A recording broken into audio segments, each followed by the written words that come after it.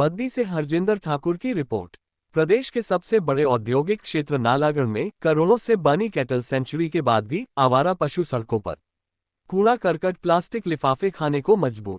आवारा पशुओं से निजात दिलाने के सरकारी दावों की खुली पोल। शहरवासियों में देखा जा रहा है खासा रोष। लोगों का कहना, करोड़ों रुपए खर्च करके बनाई गई कैटल सेंचुरी के बावजूद भी आवारा पशु घूम रहे हैं सड़कों पर। नंदी बैलों के कारण हादसों का भी बना हुआ है खतरा। सरकार व प्रशासन से लगाए आवारा पशुओं से निजात दिलाने की मांग। प्रदेश के सबसे बड़े औद्योगिक क्षेत्र बद्दी बरोटीवाला नालागढ़ में आवारा पशुओं से निजात दिलाने के लिए प्रदेश सरकार द्वारा करीबन 4 करोड़ रुपए खर्च करके हांडा कुंडी में कैटल सेंचुरी का निर्माण करवाया गया था।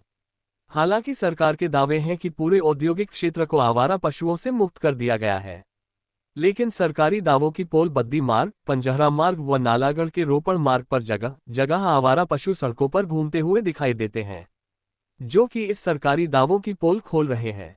लोगों ने प्रशासन और सरकार पर भी सवालिया निशान उठाते हुए कहा है कि सरकार द्वारा करोड़ों पर खर्च करके हांडा कुंडी में कैटल सेंचुरी का निर्माण करवाया, लेकिन पूरे औद्योगिक क्षेत्र बद्दी बरोटीवाला नालागढ़ में सरकार और प्रशासन आवारा पशुओं से निजात दिलाने के बड़े बड़े दावे तो करते हैं, लेकिन इन दावों की पोल क्षेत्र में घूम रहे आवारा पशु खोल रहे हैं। लोगों का कहना है कि आवारा पशु अभी पहले की ही तरह सड़कों पर घूमते हैं, जिसके कारण आए दिन हादसों के होने का खतरा बना हुआ है। स्थानीय लोगों की माने तो कैटल सेंचुरी में सरकार द्वारा करोड़ों रुपए खर्च किया गया है और उसके बावजूद जितने भी पशु वहां पर रखे गए हैं, उनके लिए पर एक एक पशु के हिसाब से भी सरकार द्वारा पैसा दिया जा रहा है। लेकिन इसके बावजूद भी अभी भी सैकड़ों की तादाद में आवारा सांड सड़कों पर घूम रहे हैं, जिसके कारण कई लोगों की मौत भी हो चुकी है। और आए दिन जब यह आवारा पशु आपस में लड़ते हैं तो सड़क पर आ जा रहे लोगों को नुकसान पहुंचाते हैं। स्थानीय लोगों ने क्षेत्र में आवारा घूमते पशुओं से जल्द निजात दिलाने की मांग उठाई है और स्थानीय प्रशासन को चेतावनी देकर कहा है कि अगर जल्दी आवारा पशुओं से निजात नहीं दिलवाई गई तो वह एक बड़ा आंदोलन करने को भी मजबूर होंगे, जिसकी जिम्मेदारी स्थानीय प्रशासन की होगी। स्थानीय लोगों का कहना है कि गौ माता के नाम पर अलग अलग गौ सदन बनाए गए हैं, लेकिन चुनावों के समय पर तो गौ माता के नाम पर खूब राजनीति होती है, लेकिन जब चुनाव बीत जाते हैं और लोग जीत जाते हैं तो गौ माता का मुद्दा भी हवा हो जाता है। उन्होंने कहा है कि सरकार द्वारा भी गौ सेवा के नाम पर कई प्रकार के टैक्स वसूले जा रहे हैं, जिसका जमीनी स्तर पर कोई भी असर होता हुआ दिखाई नहीं दे रहा है। उन्होंने सरकार से भी गौओं को रखने के लिए अलग बचत के प्रावधान की मांग उठाई है। दिन प्रतिदिन ये चीज़ें दिखाई दे रही है कि आवारा जो पशु है, हमारी गौ माता है, ये रोडों के ऊपर हर रोज आवारा घूमती है और कोई ना कोई घटना को अंजाम देती है। चाहे वो घटना स्कूल की बसों से रिलेटेड है या कोई बाइक से रिलेटेड है या कोई कार एक्सीडेंट है, जब वो बीच में आ जाती है तो कोई ना कोई बड़ी घटना हो जाती है जिससे आए दिन किसी न किसी की मृत्यु हो जाती है। तो ये बड़ी ही दुखदाई घटनाएं हैं। तो मेरा ये कहना है स्थानीय लोगों से या सरकार से कि देखो, बहुत सारी इन्वेस्टमेंट गौ माताओं को रखने के लिए सरकार द्वारा की गई है, लेकिन वो मुझे लगता है एक दिखावा ही है।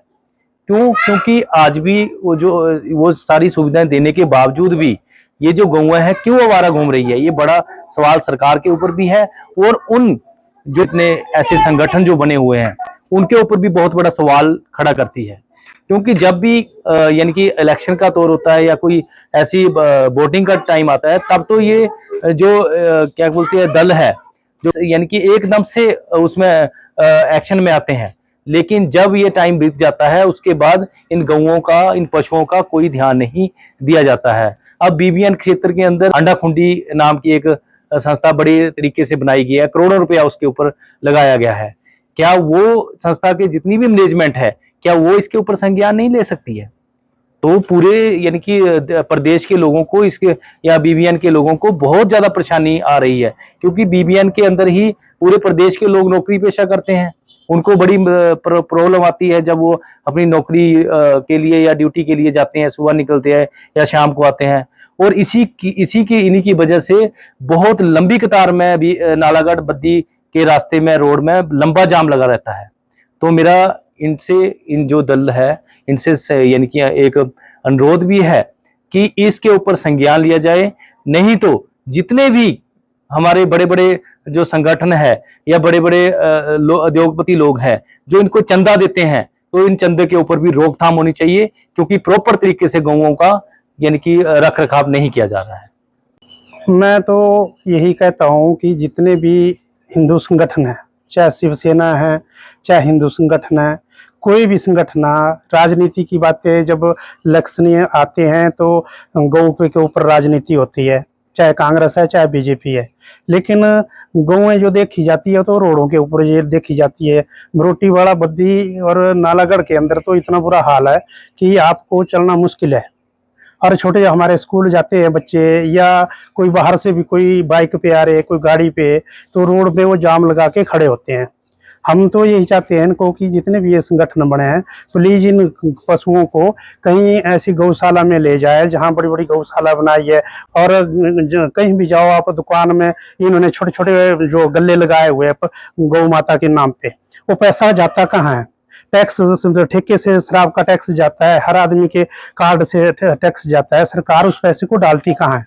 क्या उसके लिए कोई नया बजट तैयार नहीं कर सकती है ना? तो मैं तो सरकार से ही मांग करता हूँ कि इन घटनाओं को बचाने का काम करे और इन पशुओं को कहीं ना कहीं एक बड़ी गौशाला में जाए। लेकिन आज भी सैकड़ों पशु हमारे सड़कों में मिल रहे हैं।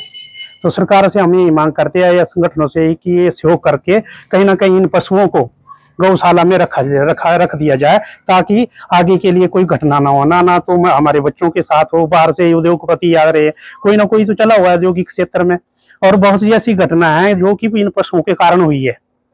तो हम यही अपने मीडिया के माध्यम से भी मैं ये आवाज सरकार तक पहुंचाने का काम कर रहा हूँ कि कहीं ना कहीं ये संगठन साथ मिल करके इन पशुओं को प्लीज कहीं ना कहीं इनको रखा जाए, ताकि हमारे जो लोग हैं वो सुरक्षित रहे। हमारे स्कूल जाते हैं बच्चे डर डर के जाते हैं, या मैं बरोटीवाला की बात करूं, कम से कम 40-50 पशु है जो बच्चे स्कूल जाते हैं, उनको स्कूल जाना या कहीं और परे जाना उनको बहुत दिक्कत हो गई है।